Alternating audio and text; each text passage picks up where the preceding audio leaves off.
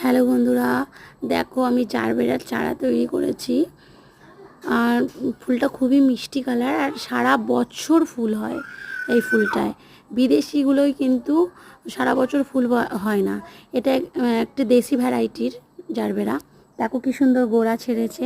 বেশি দিন হয়নি বসিয়েছি, বৃষ্টির মধ্যে বসিয়েছিলাম, ওই জন্য তাড়াতাড়ি গোড়া ছেড়ে দিয়েছে। কোনো হরমোন পাউডার দিইনি।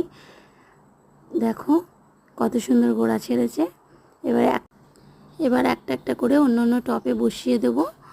আর এর যে মাদার গাছটা, যার থেকে চারাগুলো তৈরি করেছি, সেটাকেও দেখাবো। সেটার অবস্থা খুবই খারাপ, সেটাকেও দেখাবো। দেখো এটা এটা খুব সুন্দর বোঝা যাচ্ছে। আসলে মাটিগুলো আছে বলেও খুব একটা ভালো বোঝা যাচ্ছে না। এইটা হচ্ছে মাদার গাছ, এর থেকেই চারা তৈরি করেছি। এই ধরনেরগুলো উঠিয়ে নিয়ে